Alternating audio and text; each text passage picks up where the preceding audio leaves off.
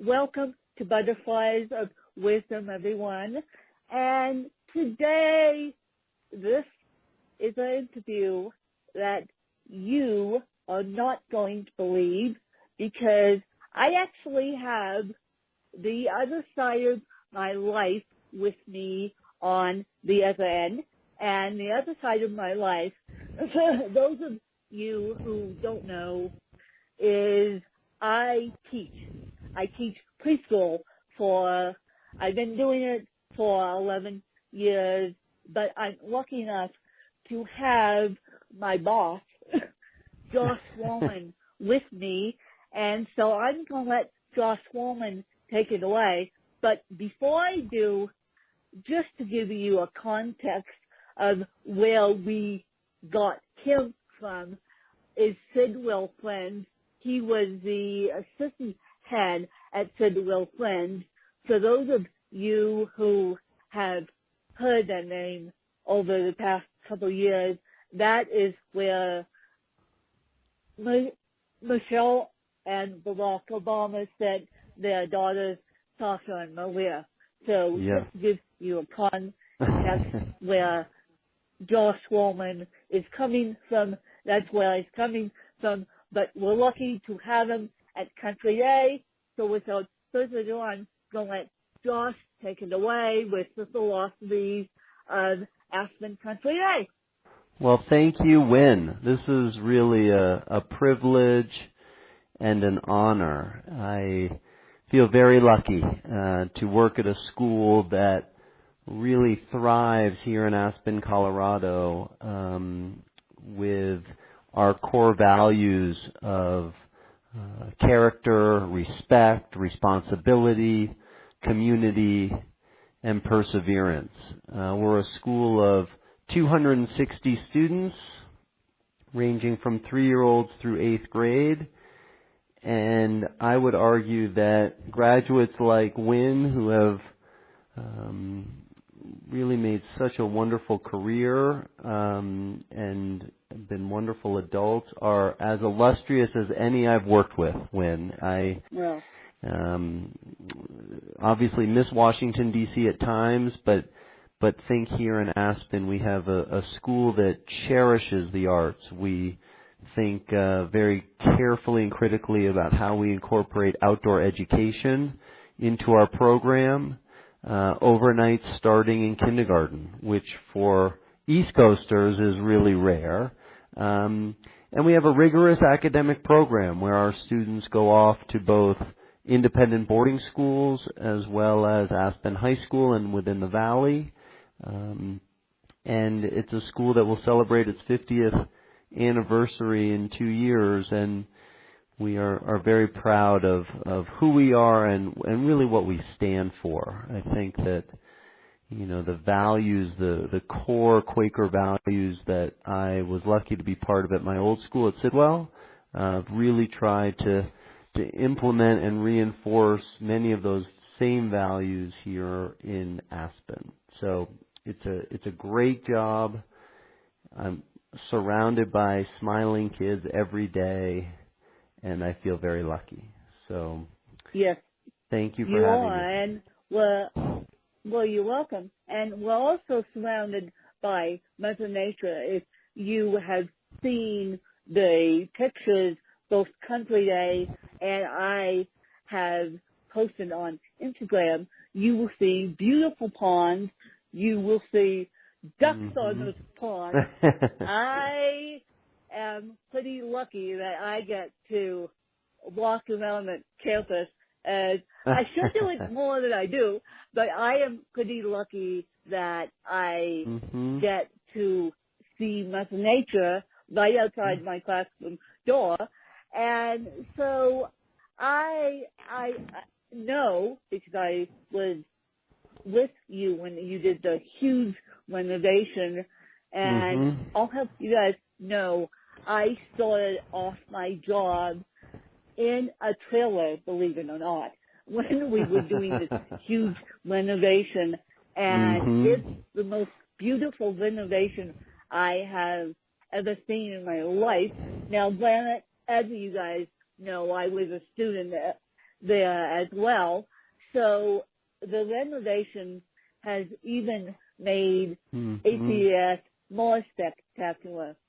So I agree. my question to you, Josh, is how do you think all these private schools, such as different country days, should implement diversity and equal opportunity employment in their country day philosophies? I mean, you guys have done a great job with me, but that's not always the case. That's not always the case when people say, well, I'm an equal opportunity employer, I'll hire the blind, I'll hire the disabled. Sometimes they don't do the best job at it.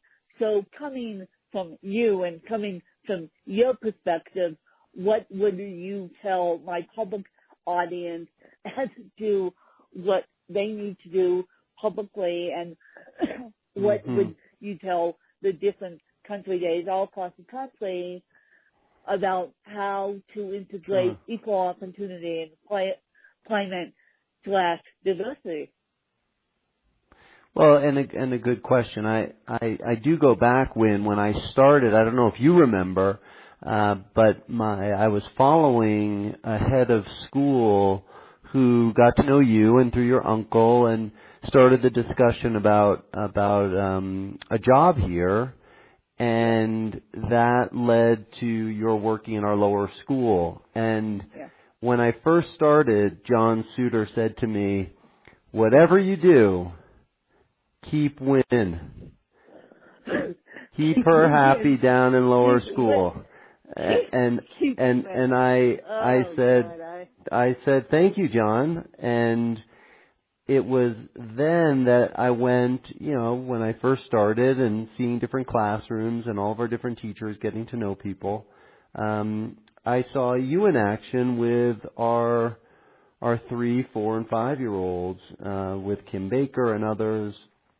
And, I was reminded that our schools, what is so special is the relationship that children have with adults. And country day schools, independent schools at large, really have, the model is centered around that feature of smaller classes, curricular independence, autonomy for teachers, flexibility, etc. And we're not bound by our public school friends, like our public school friends. So we have flexibility and freedoms, and with that come choices. And whenever you are making offers of admission to new families and they are welcomed into your community, you hire new teachers, and they are introduced and oriented, you make choices. And for me, those choices do start with kind of respect and value of differences. And differences are defined in a lot of different ways. And we have a wonderful diversity here on our campus that does not necessarily have the same class picture as, say, a Washington, D.C. or Miami or L.A. However, we talk about diversity in other ways, and that ranges from geographic, kids coming up and down the valley, and also within Aspen. We have a diversity, academic diversity. We have students who have, different needs and different abilities. We have a very strong sense of socioeconomic diversity and how we can create an even playing field in a community where affluence is part of Aspen. And we also, I think, with UWIN have have a real role model of an alum who's come back to teach here, who for kids may or may not even appear to have any differences. And that's what I love about children, is that whether same-sex partner or perhaps the use of a walker or what their background, black or white, Latino or Caucasian, kids don't see that.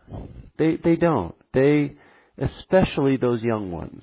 And to me, you can't have an academically excellent school unless you do prize diversity. And I think for me, it's not, it's not necessarily a commitment. I think the difference in language using prizing instead of commitment is a hope of mine long term, that we don't just commit to having you here, Win, but we really prize that you're here and are better because you're here. And I think for all of us, it is about welcoming new people into our school, and as long as you want to stay, we'll have you. Well, I much appreciate that, but my big career pivot, because as you will know, teaching is one of those things which I'll still be a teacher no matter to the day I die, to the day my body can't do it anymore. But my big career pivot is going into journalism, fashion journalism to be exact. But because of, and I'm not doing this because I don't love teaching, it's because of the paycheck and where the education system is going. Now, yes. I am the luckiest woman on the planet. I have the most supportive staff known to man, but I think that where the education system is going in the U.S. is, let's just say, not to where we all want it, not to where we all want it to go. I mean, the director of education is saying, one, I don't support public schools. Two, I don't support the disabled. And that is just something, as a disabled teacher myself, that I don't want to necessarily be involved in, but yet I want to teach the next generation. So I think all of us have a rock and a hard place, because, as you know, the paycheck isn't great, but yet we do it for the love of the kids. I agree. You agree. So my next question is, where do you think the education sector is going? Wow, that's a big question. I think you cited a few potential questions and roadblocks that the country is facing. I worry about the teacher unions. I worry about the lack of funding. If teachers made what lawyers made and lawyers made what teachers made, maybe we'd be a better society. Yes. And the amount of money going to political campaigns, into, obviously, we could have a whole nother discussion about the armed forces and our commitment to, obviously, financial commitments across the world, and why we have failing schools in our backyards is heartbreaking. My hope is that all children have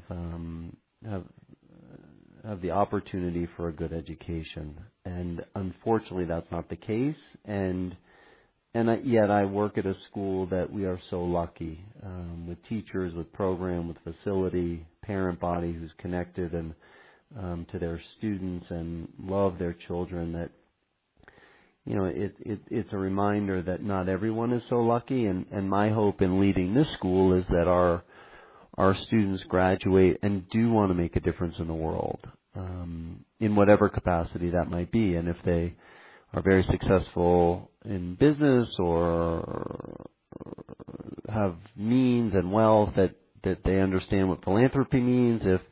if it's a life-changing experience of first-generation college family that perhaps we put them on a path to, be it a selective and high-powered university, those are wonderful goals of ours. And but I think, like you, Wynn, I am concerned. I'm concerned that the playing field is not even, and that the less fortunate have such an uphill battle with regard to education, and that's just not right. I don't think it's right. No, it's not right at all. And I thank you for answering that question publicly and candidly. And I know you were coming from dealing with one of the top parents in the country, literally. Yeah. And so, and his big concern, Barack Obama's big concern, was keeping kids healthy, and his big concern was education.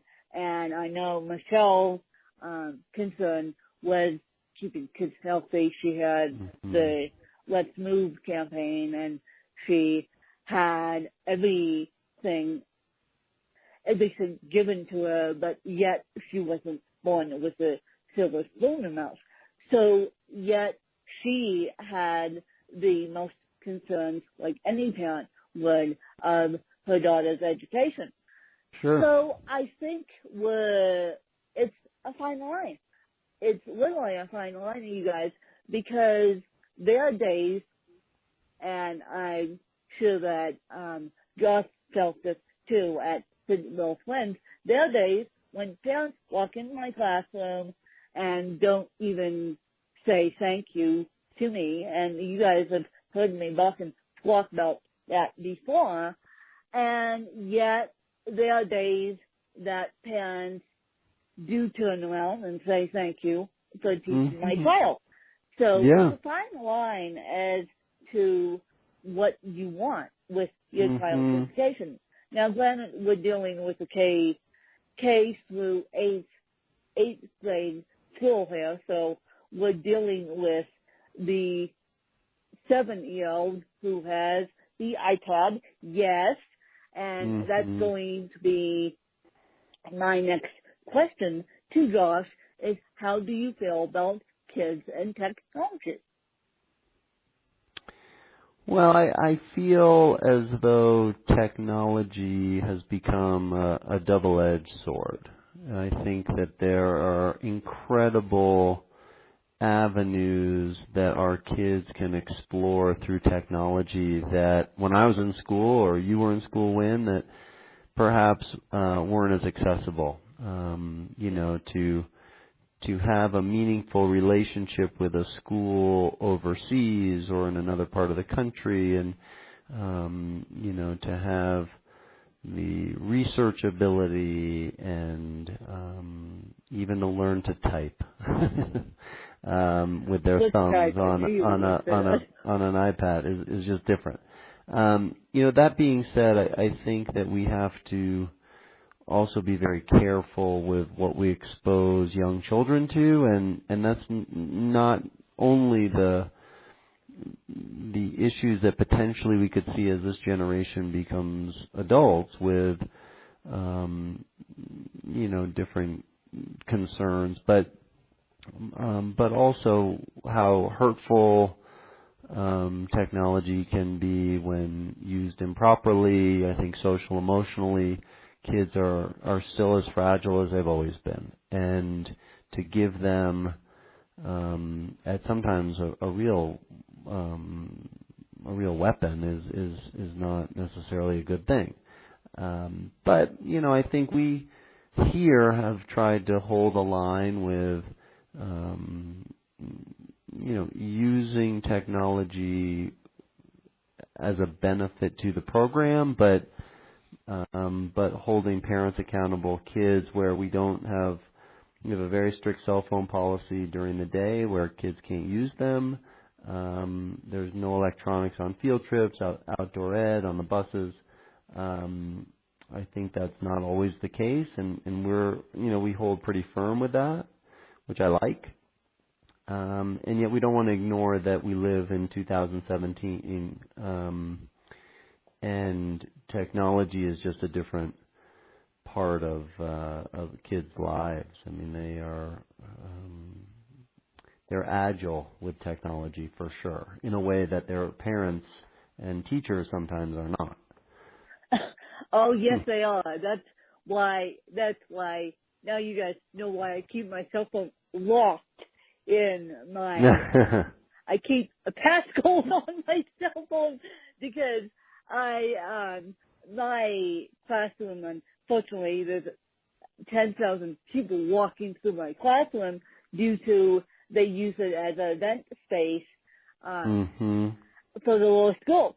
So I keep my cell phone with me, but I try not to use it during working hours, and I definitely keep a passcode on my cell phone, so when the cell phone is sitting on a riser, the kids can't get into it, because these 4-year-olds, even though I love them dearly, they can quickly discover the iOS App Store better than I can.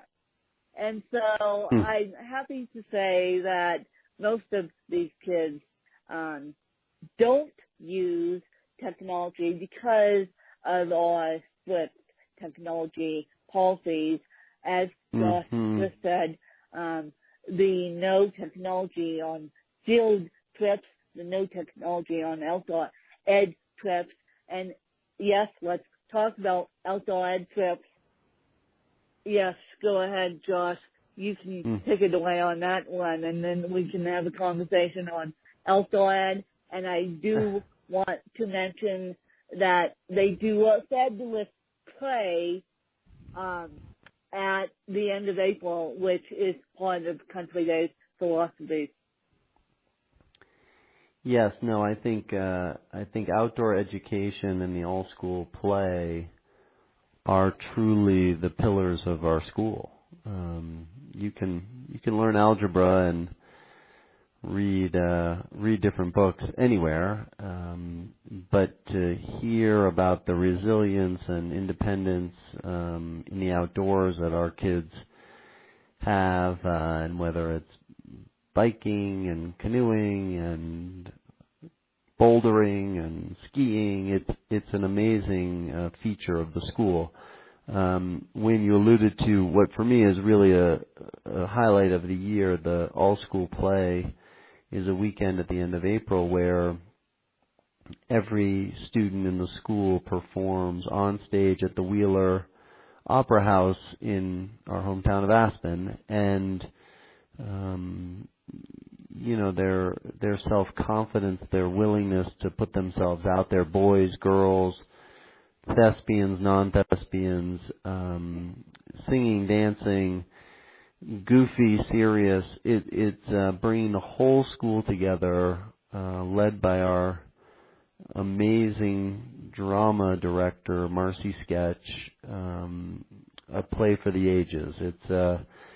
It's annually, I would say, a highlight for everyone. So we're very proud of that. Well, I definitely agree.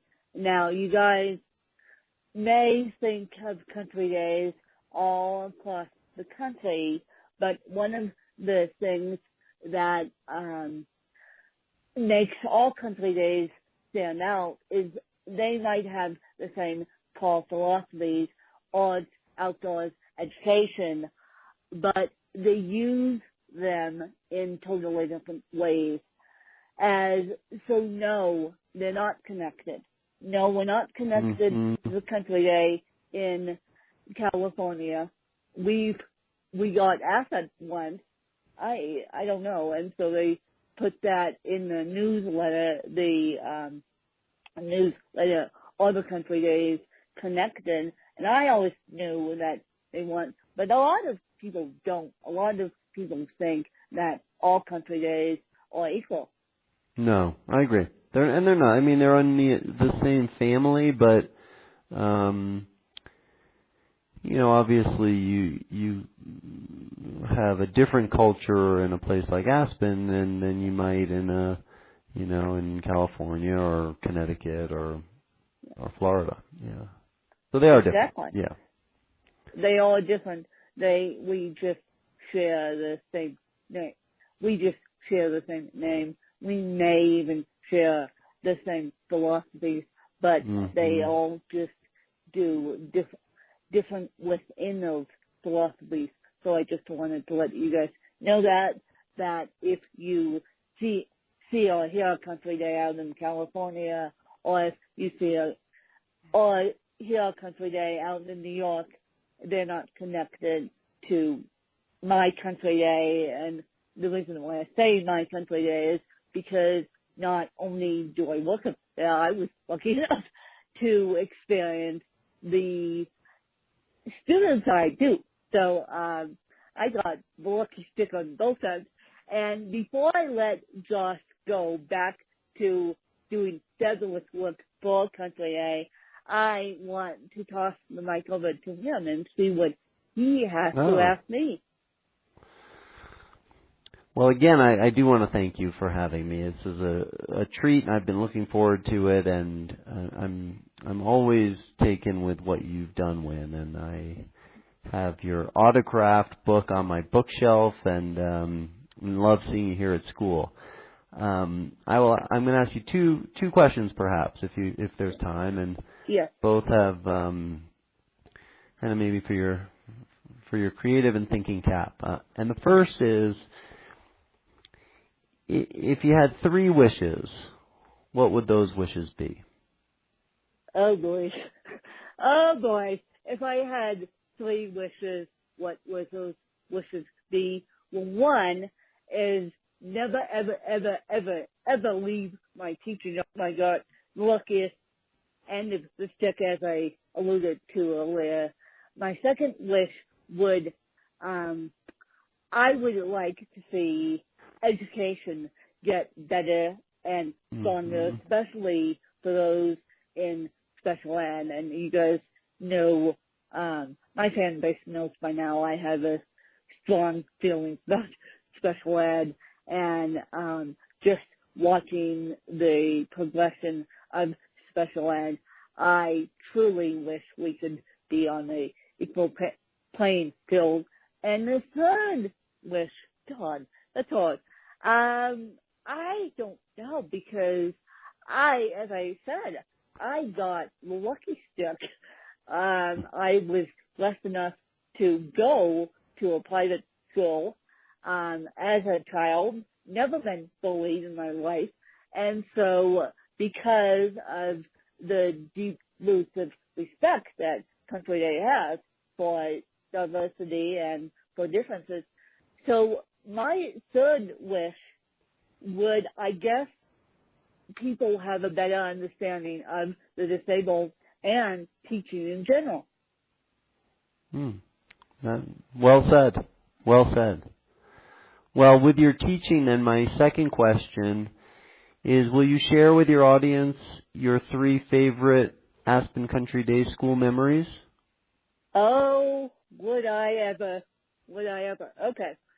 My first memory is the all-school play. As we alluded to earlier, the all-school play is one of my favorite times. Not only was it as a student, but it was as a teacher, and I thought those guys did a fantastic job, as they do every single year. Now, granted, the secret is we all pull it off in a week, you guys. We all pull this craziness off in a week. And so all the teachers give up their classroom time to pull this craziness off. And somehow we pull it all together, but without the teachers' support, I don't think we would get where we got. And so that was last weekend, by the way, you guys. And so that was number 1. Number 2, I guess, would be the outdoor education program, because I did hike at one point when I was able-bodied without a walker, Mount Elbin, and with ACDS, and of course we all got turned around by rain. And I mentioned that in my book, that hiking Mount Elbin, I mean, here I was in second grade, or maybe it was third grade, I don't remember now. I never thought I would be hiking a 14er, you guys. Geez. So that's what the ACDS philosophies mean to me, is that one, they accept me. Two, the academics, one of the best academics I have seen. Three, we source them young. I think they get more of a kick out of it than actually learning, but let's hope they're learning at young ages about diversity. And so I would say one of my all-time favorite memories is seeing the ducks on the pond. And if you, yes, yes, and Josh knows exactly what I'm talking about. There are ducks that live at my work, and they should be coming out in May. And if I can find a picture of them, if I sneak myself over to the ponds, I'll take a picture of Mama Duck and babies, because they hike across the path. Like, yes, they do. Tomorrow, and it's like, oh, here we are again. So, so see the ducks in that pond, and I know that, that pond had a little bit of work and weeds, and we haven't done the boat races. Josh, you weren't involved in the boat races. That was my generation with water. And so, because we went through this whole, I know you guys, the pond needed to be redone. Unfortunately, one of my favorite memories is gone, but I still get the ducks. So I guess that's part of it. Well, that is a really nice way for me to end my school day, as I think about heading out to carpool. And you are nice to have me as a guest, and I feel lucky to work with you as an educator. So thank you. Well, thank you for saying that. And where can people, if they want to know more about this amazing experience, and yes, you guys, this amazing experience is not locally to Aspen, it's national. I guess you could apply to any country day you wanted in your state. But as we mentioned earlier, the philosophies we use are not the philosophies in country days in bigger cities and towns. But where can people find all of us, and where can people join the Country Day family? Well, a helpful website to explore would be N like Nancy, AIS like Sam, NAIS .org, and that is our National Association of Independent Schools, and there's a lot of information there. But please visit our own website at aspencountrydayschool.net. And I am accessible. Again, I am Josh Wolman, WOLMAN, and head of school. And we love having visitors, both drop in or with appointment. So don't hesitate. And Wynn, hopefully you'll keep wearing your aardvark swag with pride. Yes, I will. I will. And as I said, this was wonderful for me to have you explain my other life to my public fan base, and I hope we somehow maybe get the kids, speaking of technology, somehow to make the Creek Sheet into a podcast somehow, because I know that schools are doing that across the country. They are giving kids mics, and so I know that tech coaches are doing that across the country. So maybe someday we can do that, but I would think that would be a heck of a lot of work and wrangling cats, but I would be happy to assist in that. And I appreciate you guys, and let's just make it a strong end of May and see where September lands up. That's great. That would be great. Well, have Thank you. a good day. Thank you. Thank you.